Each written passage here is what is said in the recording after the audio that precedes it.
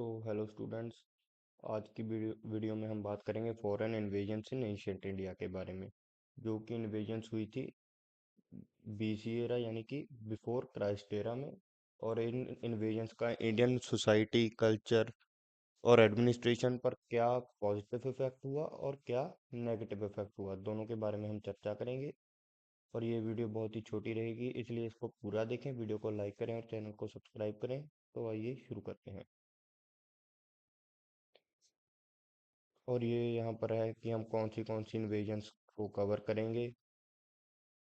तो चलिए शुरू करते हैं। सबसे पहले जो इन्वेजन है ये है दारियस वन की, और इसको ईरानियन इन्वेजन भी कहा जाता है।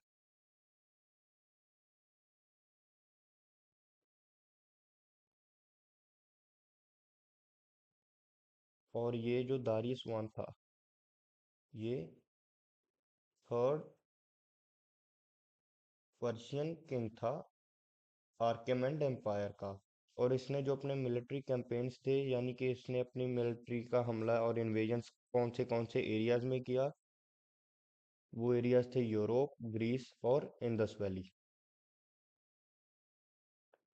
और इसकी जो इंडिया में इन्वेजन हुई थी इंडस वैली पे, इससे पता चल गया था कि इंडिया जो है, ये इलाका, इसकी मिलिट्री वीकनेस जो है बहुत ज़्यादा या इस एरिया की मिलिट्री वीक है।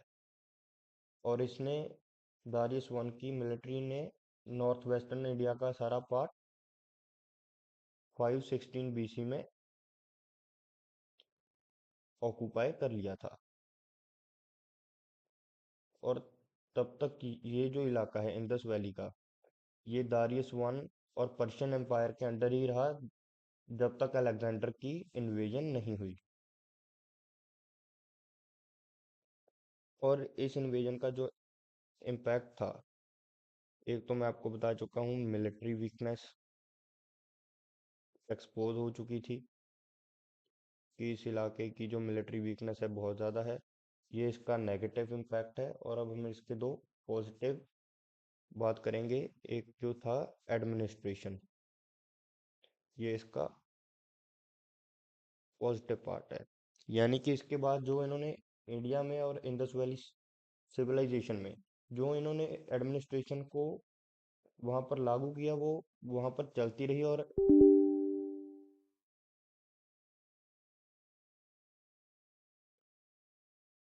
और इस एडमिनिस्ट्रेशन का नाम रखा गया पर्शियन स्ट्रैप सिस्टम, जो इसके बाद भी बहुत सारी डायनेस्टीज ने यूज किया। और जो थर्ड पार्ट है, जो इंडिया और पर्शिया की जो ट्रेड थी, ट्रेड और पॉपुलेशन का आपस में मेल जोल बहुत ज़्यादा बढ़ गया, और ट्रेड भी बढ़ गई। और जो इंडियंस थे उन्होंने जो इनसे सिक्के बनाने सीख लिए थे, सिल्वर कॉइन्स, यानी कि सिल्वर कॉइन्स इंडियन ने इन्होंने इनसे बनाने सीखे थे। अब नेक्स्ट है अलेक्जेंडर, जिसका नाम आपने सुना होगा। इसको सिकंदर भी कहा जाता है, जो सारी दुनिया जीतने के लिए निकला था। इसका जो जन्म है वो पीलिया में हुआ था। और इसका जो राज था, that was one of the biggest empires in the world, यानी कि दुनिया के सबसे बड़े राज्यों में से एक था। इसने इतनी अपनी टेरिटरी को बढ़ा दिया था।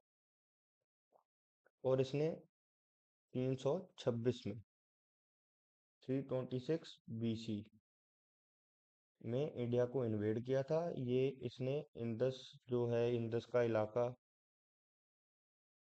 इंडस को पार करके इसने तक्षशिला की तरफ अपनी मिलिट्री का एडवांस शुरू कर दिया था। और ये कुल 19 महीने इंडिया में रहा, अपनी इन्वेजन चालू रखी, लड़ा 19 महीने तक। उसके बाद ये वेस्ट में लौट गया था। इसने इंडिया में कुछ सिटीज भी फाउंड की थी, जिनका नाम है अलेक्जेंड्रिया,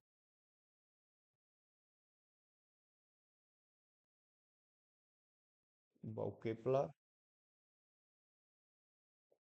और दूसरी सिटी का नाम है अलेक्जेंड्रिया निकिया। ये दो शहर जो थे, अलेक्जेंडर ने इंडिया में फाउंड किए थे। ये दो शहर थे। और कहा जाता है कि वो जब यहाँ से वापस गया, उसने जो अपना जो दुश्मन है, जिसको राजा पोरस भी कहा जाता है, उसको अपना अलाय बना के वो यहाँ से वापस चला गया था। और इसकी मौत जो हुई थी वो बेबीलोन में हुई थी, जून 13 323 BC में। और अब हम बात करेंगे बैटल ऑफ हाइडेप्स के बारे में, जो कि हुआ था अलेक्जेंडर और पोरस के बीच में। Alexander versus Porus. जैसे कि आप यहाँ इस मैप में देख सकते हैं, ये जो जंग हुई थी वो हुई थी 326 BC में, जब अलेक्जेंडर अपने जो ट्रूप्स लेके वो हेडेप्स नदी के किनारे आ गया था। हेडेप्स जो है, इसका अब नाम जेहलम है, यानी कि वो यहाँ पर अपने ट्रूप्स लेके इसके पार जब आ गया, तो बहुत ही जो भयानक है वो युद्ध हुआ था पोरस के बीच में। और ये इलाका जो है, ये पंजाब का इलाका है।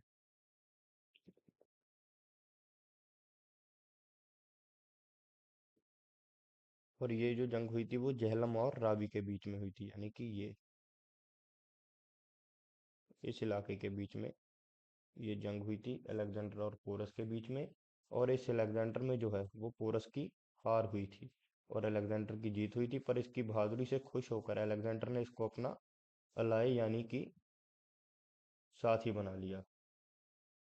और इस इन्वेजन का जो हम कह सकते हैं इम्पैक्ट जो था, वो इसने इंडिया को बहुत ही ज़्यादा वीक कर दिया था। और बहुत सारी स्टेट्स और वॉर लाइक ट्राइब्स, जैसे कि पंजाब, ये ट्राइब्स को भी इसने बहुत वीक कर दिया था। और इसने 4 ट्रेड रूट्स जो थे वो खोल दिए थे, जो कि इंडिया और यूरोप के बीच में डायरेक्ट कनेक्शन के लिए आए। और वहाँ से जो है थोड़े से सोशल चेंजेस भी इंडिया में आए।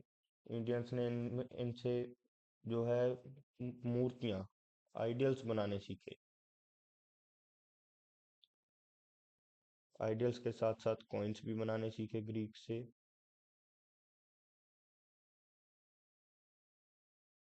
और ऐसे ही इंडिया में जो एक स्कूल इमर्ज हुआ वो है द गांधारा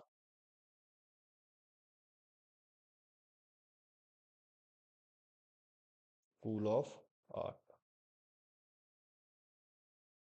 ये इंडिया में इमर्ज हुआ। और ये ही वैसे तो दो मेन इन्वेजन्स हैं जिसमें जिनसे आपके एग्जाम में आता है। पर अब हम दो छोटे इन्वेजन्स के बारे में बात करेंगे, जो है सेल्यूसिड इन्वेजन और ह्यूना इन्वेजन। ये है सेल्यूस निकेटर 1। और जो इसकी लड़ाई थी वो हुई थी मौर्यन एम्पायर से। Seleucid versus Mauryan empire. Sorry, I have written spellings wrong here।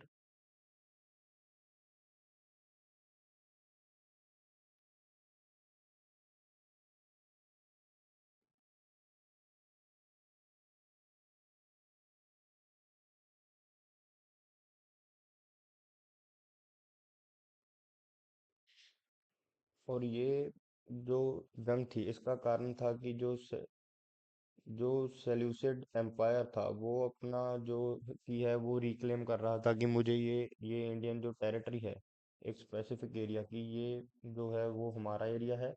पर ये जो जंग थी, जैसे कि आपको पता है, पहले बहुत सारे राजा जब इनके बीच में जंग होती तो उसके बाद जब ये कॉम्प्रोमाइज करते और एक संधि पर आते तब ये शादी भी करते थे। वैसे ही यहाँ पर हुआ और कुछ एरिया एक दूसरे को छोड़ देते थे। ऐसे ही एक मैरिज अलायंस हुई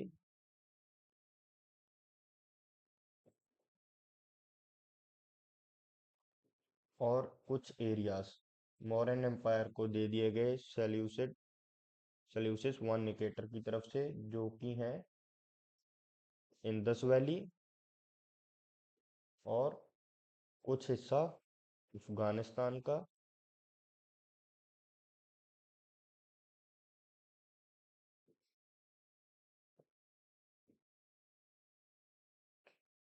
और इस जो जंग की अलायंस थी, इस अलायंस के बाद जो मौर्यन एम्पायर था वो बहुत ही ज्यादा ताकतवर हो गया था इंडियन सब कॉन्टिनेंट में। और इसके बाद जो ये था सेल्यूसिस वन निकेटर है, इसका जो जो फोकस था वो वेस्ट की तरफ ज्यादा चला गया था। यानी कि इसने अपने मिलिट्री कैंपेन्स भी वेस्ट की तरफ किया और अपना सारा फोकस भी वेस्ट की तरफ लगा दिया। अब हम लास्ट में बात करेंगे ह्यूना इन्वेजन इन्वेजन की। और इस इन्वेजन के जिम्मेदार ये दो लोग थे।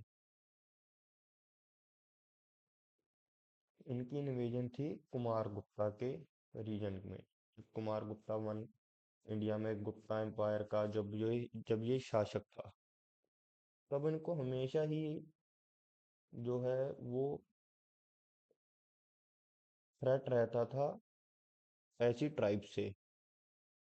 और इस और इस इन्वेजन को कहा जाता है ह्यूनास इन्वेजन। और इसका कारण था कि